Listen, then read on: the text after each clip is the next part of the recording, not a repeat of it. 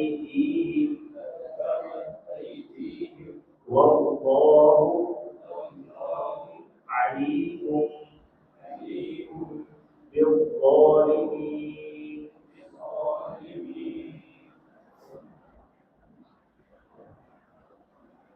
قل إن كانت لكم الدار الآخرة عند الله خالصة من دون الناس فتمنوا الموت إن كنتم صادقين ولن يتمنوا أبدا بما قدمت أيديهم والله عليم بالظالمين.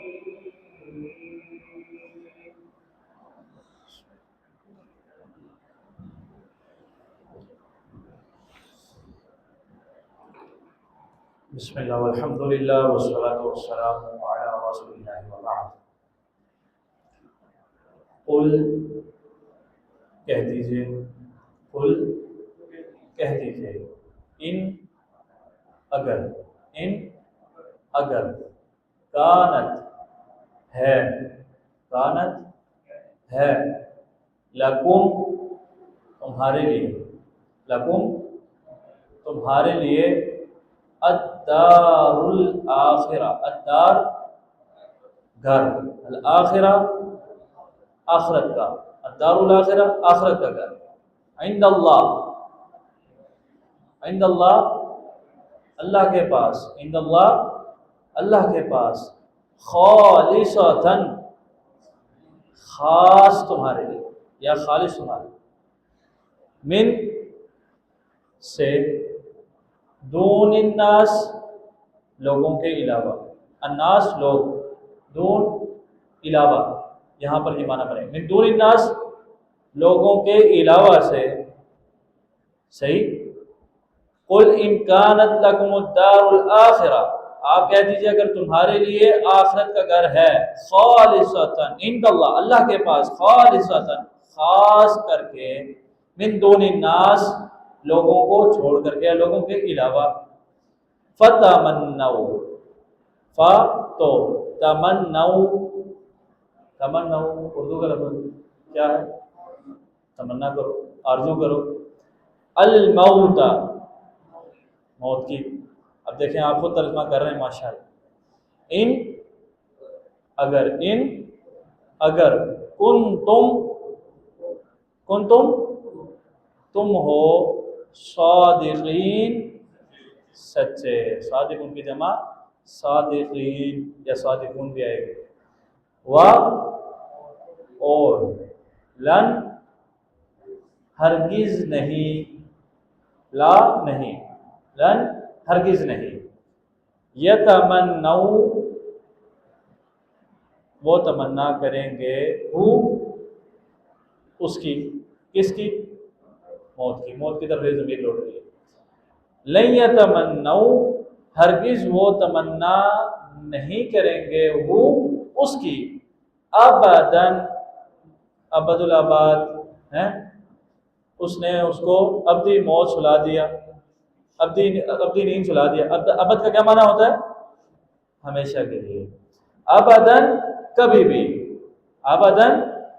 بھی، بیما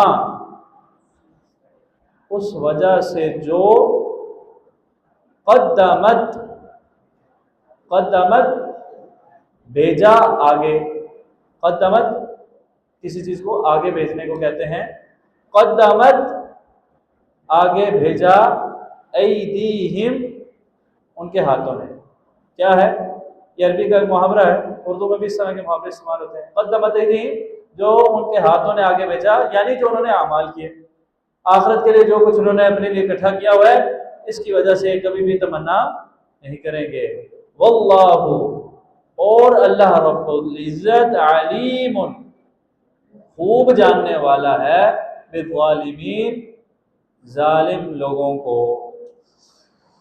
اللہ فرما رہے ہیں ابھی بنی اسرائیل کا ذکر چل رہا ہے، بالخصوص یہود کا ذکر، اور ان کا یہ گمان تھا کہ ہم اللہ رب العزت کے بیٹے ہیں، نحن ابناء اللہ و احباؤہ، ہم اللہ کے بیٹے ہیں اور اللہ کے محبوب ہیں، اور آخرت میں تو ہمارے لیے ہی جنت ہے، باقی سب تو کباڑ ہیں، سب جہنم میں جائیں گے، یہ ان کا دام تھا۔ اللہ رب العزت ان کو کہہ رہے ہیں اگر تمہارے لیے ہی ہے آخرت کا گھر یعنی جنت، خالص تمہارے لیے اور کسی کے لیے نہیں ہے، جس طرح تم سمجھتے ہو بھائی جنت تمہارے لیے ہی ہے، تو پھر موت کی تمنا کرو نا، موت کی تمنا کرو۔ اس کے دو تفاسیر کی کتابیں جب ہم دیکھتے ہیں، مفسرین کو دیکھتے ہیں، تو دو ہمیں تفاسیر ملتی ہیں۔ ایک تو تفسیر یہ ہے کہ بھائی موت کی تمنا کرو، پھر مر کے دیکھو ایک دفعہ کیا ہوتا ہے تمہارے ساتھ، اور جس کے اعمال اور کرتوت ٹھیک نہیں ہوتے وہ کبھی بھی موت کی تمنا نہیں کرتا۔ تو ایک تو یہ معنی ہے کہ بھائی موت کی تمنا کرو، لیکن اس پہ پھر بعض کو اعتراض ہوا کہ بھائی موت کی تمنا تو مسلمانوں کو بھی اس سے منع کیا گیا، موت کی تمنا نہیں کریں، حضور نے اس سے منع کیا، تو پھر مسلمان حق پر ہیں تو وہ موت کی تمنا کریں؟ نہیں، اس سے بھی منع کیا گیا۔ تو اس کا جواب ہے وہ مفسرین جو یہ تفسیر لیتے ہیں وہ یہ دے دیتے ہیں کہ یہ ان کو اس لیے خطاب ہے کہ ان کا الزام ہے کہ بھائی ہمارے لیے خاص ہے، اس کے جواب میں ان کو کہا جا رہا ہے۔ لیکن یہ بات معلوم ہے کہ مسلمانوں کے لیے بھی جنت انشاءاللہ مسلمانوں کے لیے ہے، اعمال اگر مسلمانوں والے ہیں، عقیدہ توحید ہے، بندہ نمازی ہے، اور گناہ ہو جائے تو توبہ استغفار کرنے والا، تو انشاءاللہ جنت کی توقع ہے ہمیں اور امید ہے انشاءاللہ۔ تو اس کے باوجود ہمیں موت کی تمنا سے روکا گیا۔ تو یہ تفسیر اس میں کچھ تھوڑا سا جو تفسیر جب جناب عبداللہ بن عباس رضی اللہ تعالیٰ عنہ نے کی ہے، امام ابن ابی حاتم رحمہ اللہ نے اپنی تفسیر میں اس کا ذکر کیا، وہ بہتر تفسیر ہے۔ وہ کیا ہے کہ جس طرح نصارہ کے ساتھ مباہلہ ہوا تھا کہ آؤ تم بھی دعا کرو ہم بھی دعا کرتے ہیں، جو حق پر ہے وہ زندہ رہے، جو باطل پہ مر جائے، آؤ بیٹھو دعا کرتے ہیں، مسلمان بھی دعا کرتے ہیں، تم یہودی بھی آ جاؤ تم بھی دعا کرو۔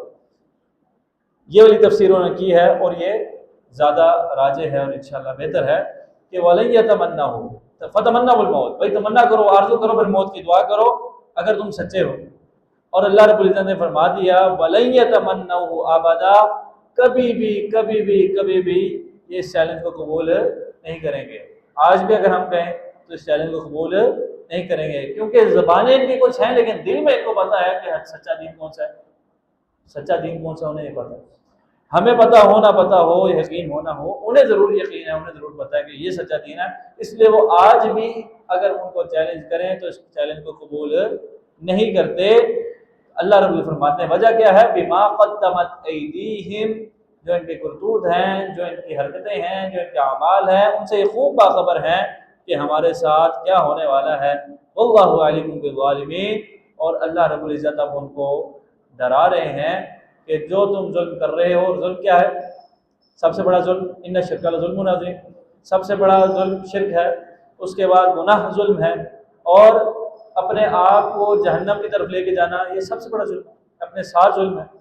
تو اللہ رب فرماتے ہیں کہ واللہ علیم بالظالمین، اللہ خوب جانتا ہے ظالموں کو اور ان کی خوب خبر دینے والا ہے۔ اللہ سے دعا ہے اللہ رب العزت ہمیں یہود جیسے اعمال سے بچا لے، ہمارے اندر جو داخل ہو چکے ہیں رب تعالیٰ ان کو نکال دے، اور اللہ رب العزت ہمارے ایمان پختہ کر دے، اور جب ہمیں کسی چیز کا یقین ہو جائے کہ وہ حق ہے، سچ ہے، اس کے اوپر سر تسلیم خم کرنے کی توفیق عطا فرمائے۔ وما توفیق الا باللہ، علیہ توکلت و الیہ۔